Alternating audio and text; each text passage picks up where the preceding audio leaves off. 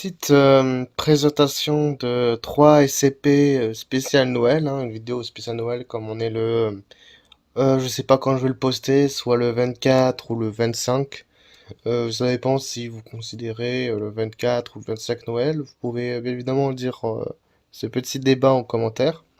Mais je vais vous présenter 3 SCP qui est lié en tout cas avec l'événement Noël. Et il y a même pas deux ou trois qui sont quand même vachement space, hein. J'espère que cette vidéo va vous plaire. On va commencer avec le premier SCP. SCP NIM 1933 est un mâle caucasien d'âge moyen, obèse et d'un état constant d'ivresse, modérée, voire importante. Les fluides corporels de SCP-1933 incluent à la fois des fluides intracellulaires et extracellulaires.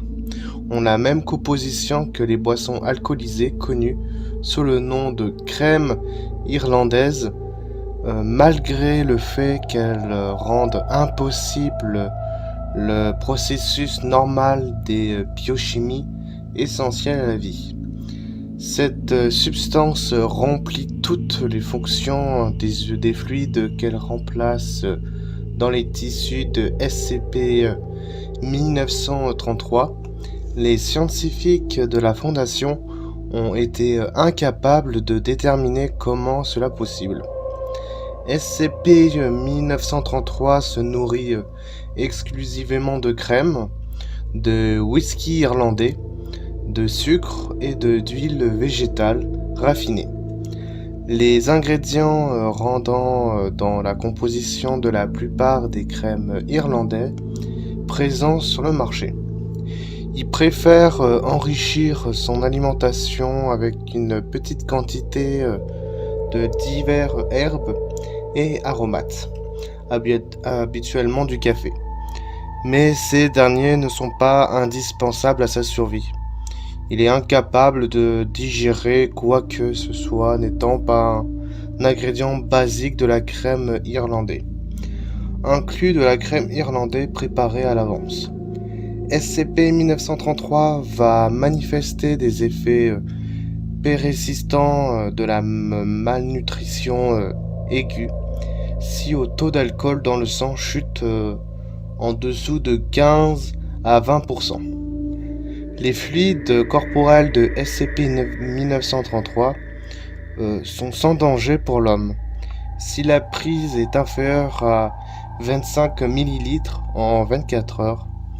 Si un suspect dépasse cette limite, il risque une importante que tous ces fluides corporels se transforment en crème irlandaise. Cette substance ne remplace pas correctement les fluides du sujet, comme elle le fait pour SCP-1933. Elle est instantanément fatale. La probabilité que le fluide corporel du sujet se transforme en crème irlandaise augmente d'environ 5% à chaque millilitre additionnel de fluide corporel de SCP-1933 consommé, et quelques similitudes entre les effets du fluide corporel de SCP-1933 et ceux de ses victimes s'ils viennent à être consommés n'a pas pu être prélevé. Avant sa capture par la Fondation SCP, SCP-1933 était un sans-abri dormant dans la rue ou dans des bâtiments désaffectés, portant constamment un costume de Père Noël, volant de l'argent pour s'acheter les ingrédients nécessaires à sa survie et conservant ses fluides corporels dans les bouteilles.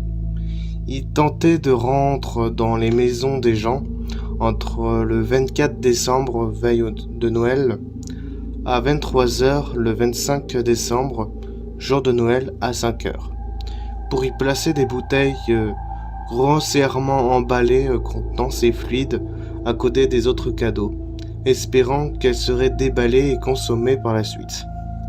En gros, c'est pas super. Imaginez, vous êtes un enfant et vous remarquez un étrange fluide dans une bouteille emballée. Moi, je dis quand même, c'est sympa ce cadeau. SCP-1933 doit être gardé dans sa cellule standard de base sécurité, disposant d'un aménagement sommaire.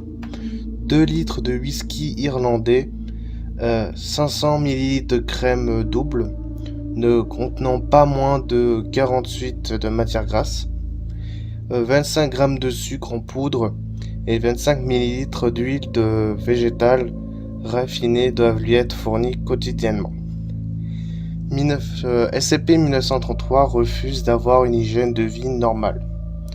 Il doit être déshabillé et lavé de force une fois par semaine pour un membre du personnel de niveau 3. Sa barbe et ses ongles doivent être coupés chaque mois. Ses vêtements sales doivent être considérés comme hautement inflammables et être incinérés car présent risque d'incendie. SCP-784 est un quartier situé dans une ville en Texas. Actuellement, SCP-743 est composé de 24 maisons et 2 immeubles d'habitation, toutes décorées par les lumières de Noël et avec une densité environ de 15 lumières par mètre carré d'habitation. SCP-784 sera toujours recouvert de 12 à 33 cm de neige, bien qu'aucun événement météorologique non saisonnière ne se produise au-dessus de SCP-743.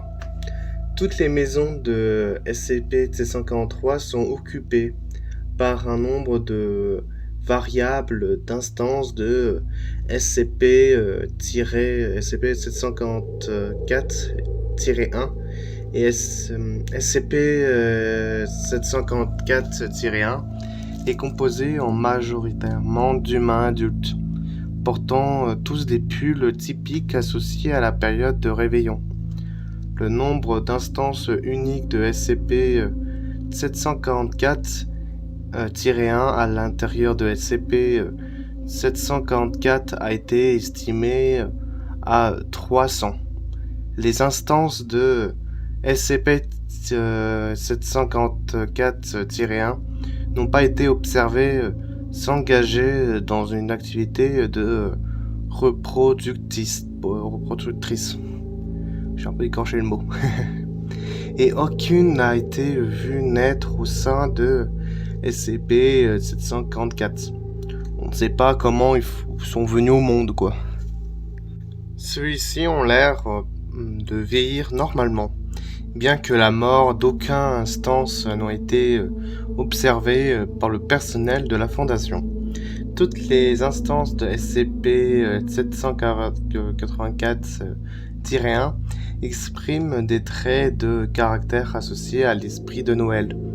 Tout au long de l'année, cela inclut les chants comptines de Noël, la reproduction des scènes généralement associées à la naissance du Christ et de diverses festivités liées au lait de poule. Ces activités sont effectuées quotidiennement, bien que certaines activités spécifiques ne sont répétées jamais plus d'une fois par semaine.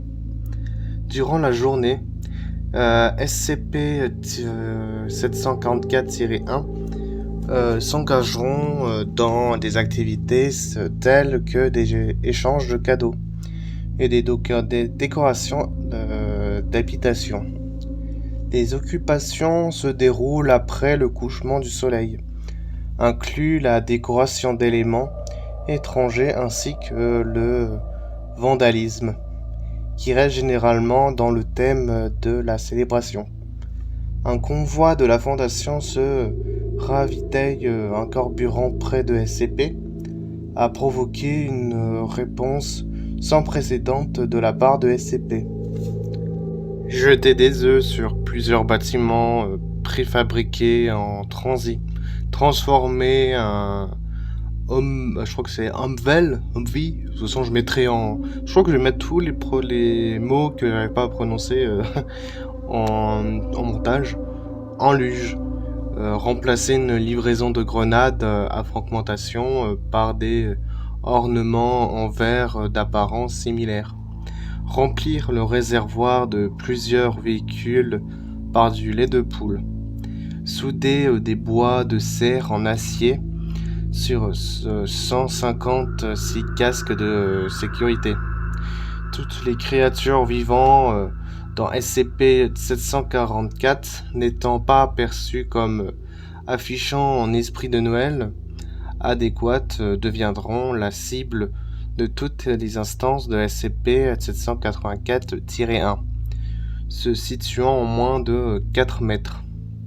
Dans le cas d'un animal, les instances de la maison la plus proche viendront placer un accessoire typique de cette période sur la cible. Les décorations observées incluent 15 colliers rouges dotés de petites clochettes, 7 bois de reine, 5 bonnets de Père Noël rouge et un déguisement entier de reine. Les sujets humains qui ne répondent pas aux critères d'esprit de Noël de SCP-743 seront attaqués par SCP-743-1, neutralisés et emmenés de force dans l'habitation la plus proche. Ils ne seront plus vus avant le jour suivant, quand ils sortiront de ladite habitation, habillés de façon similaire aux autres instances de SCP-784-1. Les tentatives faites pour récupérer le membre du personnel affecté ont rencontré une grande résistance, à la fois de la part de SCP-743-1 et de l'individu. Les critères que SCP-784 utilise pour définir l'esprit de Noël apparaissent extrêmement vagues, voire l'attendement. 784-A pour une liste détaillée des membres du personnel enlevés et des raisons de l'enlèvement. Environ une fois par mois, SCP-784-1 essaiera de quitter SCP-784 et de rejoindre la communauté de la banlieue environnante. Ceci est qualifié par le personnel présent sur le site d'enlèvement de Noël. Durant un événement de Noël, chaque instance de SCP-784-1 portera une guirlande lumineuse de Noël, estimée mesurant de 15 mètres de long. Les instances attacheront ces lumières à toutes les maisons proches, qui deviendront décorativement et fonctionnellement identiques à toutes les autres situant dans SCP-784. Les signes avant-coureurs d'un événement Noël sont décrits comme une hausse de la festivité durant le jour précédant l'événement, une consommation excessive de lait de poule par une portion significative de SCP-784-1 et une augmentation de nombre de décorations dans SCP-784. Alors ce SCP est très spécial. SCP-4666. Alors, qu'est-ce que c'est comme, je peux dire un peu une genre de chose quoi. Ce SCP est actuellement présumé être une entité humanoïde très âgée d'origine inconnue. Les survivants d'événements de la... Alors si j'arrive bien à prononcer cet événement, de toute façon je mettrai aussi en montage le nom, c'est la West Natch. De toute façon vous pouvez me corriger, hein, c'est la prononciation. Décrivant généralement SCP 4666 comme étant un vieil homme très grand, entre 2 mètres et 2,3 mètres, d'origine européenne, d'apparence extrêmement émaciée. L'entité apparaît toujours complètement nue, même quand elle est observée à l'extérieur par des températures très basses. Bien que la nature et l'étendue de ses propriétés anormales restent incertaines, SCP-4666 semble être capable de se déplacer instantanément ou presque vers n'importe quelle position située au-dessus du 40e parallèle nord, voire possiblement n'importe où sur Terre. SCP-4666 entre en période d'activité exclusivement durant une période de 12 nuits consécutives chaque année, de la nuit du 21 au 22 décembre à la nuit du 1er au 2 janvier.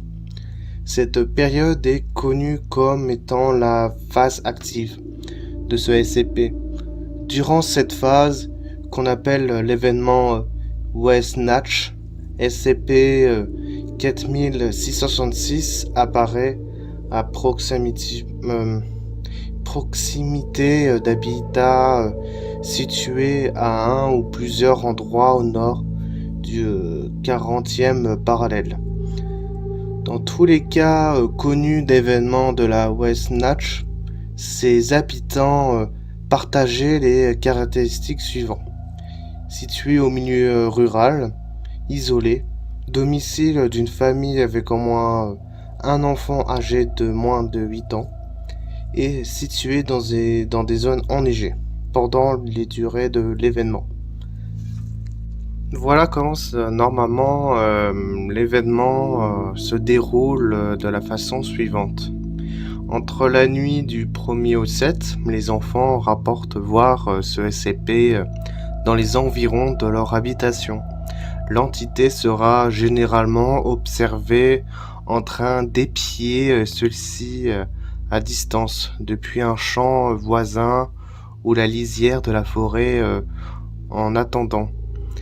Dans certains cas, les enfants mentionnent se réveiller la nuit et voir SCP-4666 les regardant dormir par une fenêtre.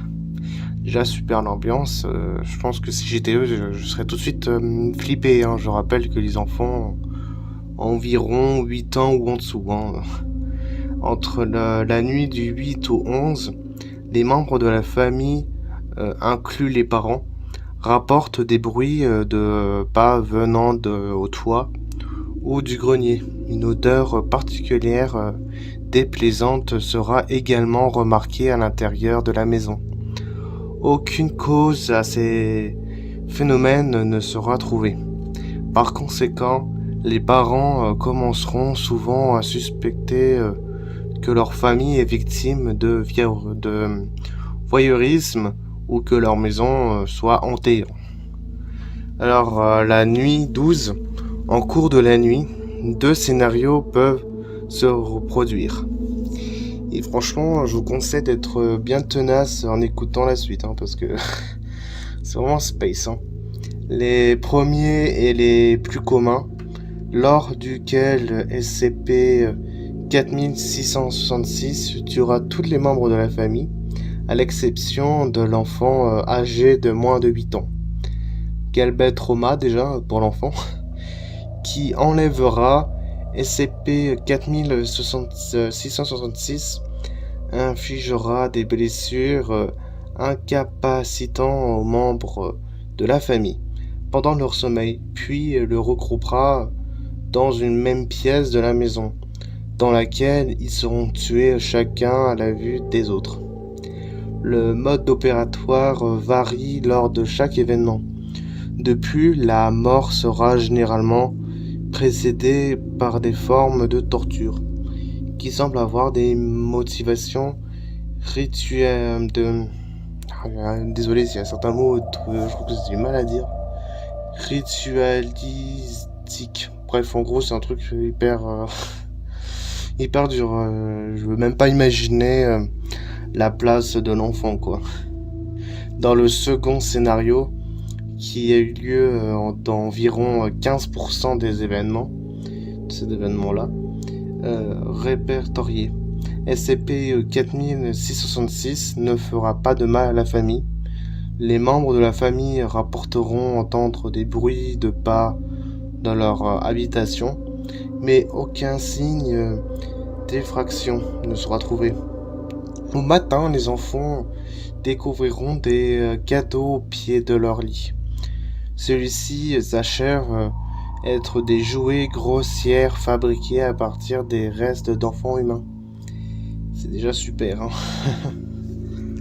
On pense que l'existence et l'activité courante de SCP-4666 ont été détectées pour la première fois en 1974 par le nouveau programme de reconnaissance de signature inconnue de la Fondation, lorsque plusieurs cas de violation de domicile très similaires, suivis des meurtres des familles, ont été constatés dans tout l'hémisphère nord, pendant les nuits du 1er au 2 janvier.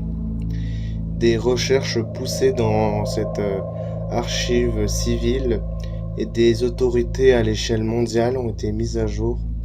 Des preuves de possibles événements de la West Nash lors de presque chaque année précédente remontaient jusqu'à la fin du XVIIIe siècle. De plus, de nombreux documents historiques semblent décrire les activités de SCP-4666 à des périodes encore antérieures. Parfois dès le deuxième siècle de notre ère, en Europe et en Russie, ou dès le 1er siècle avant Jésus-Christ, en Scandinavie. Enfin, si j'ai bien le prononcer la ville. Si j'écorche, désolé. Des empreintes digitales appartenant à la même entité humanoïde ont été découvertes sur des lieux de chaque événement la West Natch, sur lequel la Fondation a enquêté. Celles-ci correspondant avec des empreintes partielles conservées dans du sang séché découvert sur une instance de SCP-4666-A, datant de 1873. Les empreintes présentent des caractéristiques inconnues chez l'homme. Des cheveux blancs semblant appartenir à un être humain et ont été récupérés sur les lieux de plusieurs événements de la West Natch, mais aucun ADN humain ou non n'a pu être extrait. Le 2 janvier 2018, de nombreuses instances de SCP-4666-A ont été découvertes dans une résidence de familiale à Hoonah, à Alaska, suite à l'événement de la West Natch. Parmi cette instance se trouvait SCP-4666-A-0960, une poupée grandeur nature, grossièrement fabriquée à partir du corps très amaigri d'un enfant humain, sur lequel les modifications suivantes ont été infectées. Une robe faite de différents morceaux de vêtements sales et décolorés ont été conçus autour du corps et à plusieurs endroits dans sa peau. La bouche a été cousue en position fermée par un fil de tendon humain et les lèvres peintes en rouge avec une solution essentielle constituée de sang humain. Les ongles des mains d'un autre enfant ont été collés sur ceux du corps avec des résines de pain. Ont été peints avec la même solution à base de sang humain. 3 des doigts du corps sont manquants. L'intégralité scalp a été retiré et remplacé, celui-ci d'un autre enfant avec des longs cheveux blonds cousus directement sur sa tête. Les cheveux ont été noués pour former deux nattes. Les deux yeux ont été retirés et remplacés par deux galets ronds placés dans ces orbites vides sur lesquelles les yeux ont été grossièrement peints.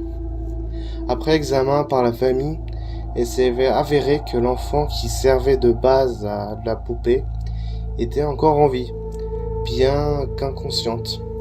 Les autorités ont été informées et l'enfant est porté à l'hôpital régional en Alaska, où elle a survécu pendant 18 heures. 2 agents de la fondation ont été dépêchés sur place et ont pu interroger le sujet. Donc j'ai la disquette que j'ai l'enregistrement sur moi et que je vais vous faire écouter dans pas longtemps. Après la mort du sujet, le corps a été confisqué par les agents et tous les témoins se sont vus administrer des amnésiques conformes à la procédure. Les analyses ADN ont révélé que le sujet était, alors c'est du russe, je vais certainement écorcher son nom, c'est Ekaterina Morozova, une enfant de 7 ans. Une victime connue de SCP-4666, enlevée le 2 janvier 2016, dans une résidence familiale à Dubovka, si j'arrive bien à le prononcer en Russie.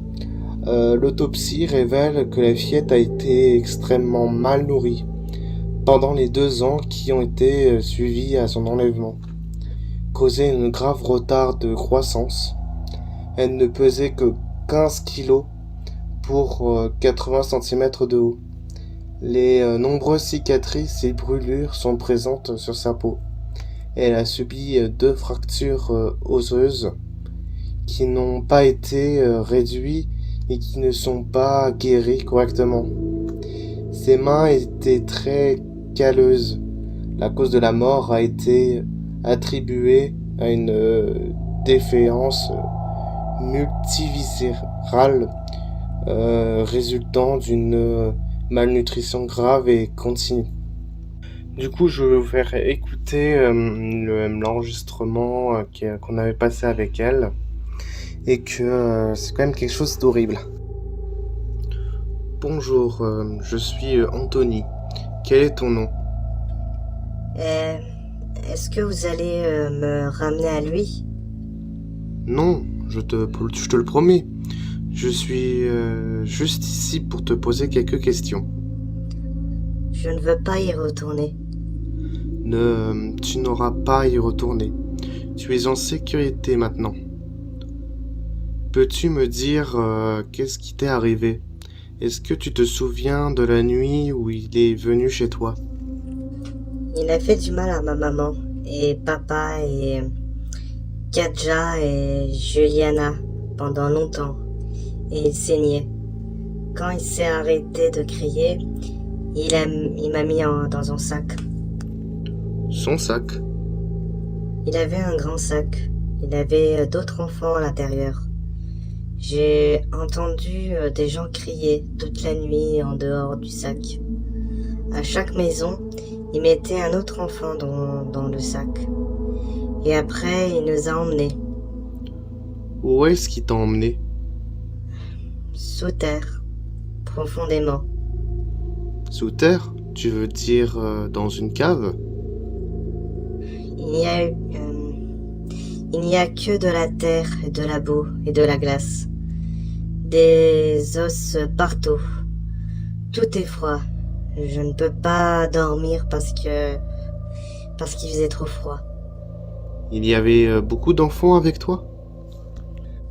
Beaucoup d'enfants, beaucoup de tunnels, beaucoup de trous, mais je ne peux pas tout voir. Je ne peux pas voir les autres. Dans mon trou, il y a René et Egla et Sacha et Paul. On fabriquait des jouets ensemble. Et jouer. Si tu ne fabriques pas de jouets, tu ne manges pas. Ne t'arrête pas de fabriquer les jouets. Ne t'endors pas, ou il te fait du mal. Il te fait du mal comment?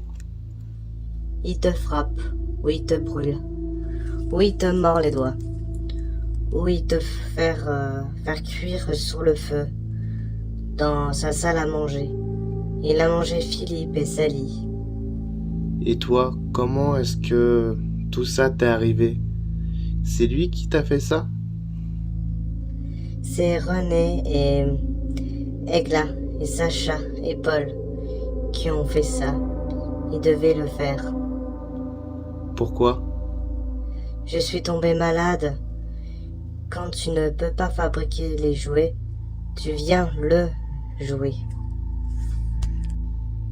C'est la fin de la vidéo. J'espère que les présentations de certains SCP ne vous faire pas trop peur, hein, j'espère. J'espère que la vidéo aussi va vous plaire. En tout cas, passez une bonne journée et en tout cas, joyeux Noël!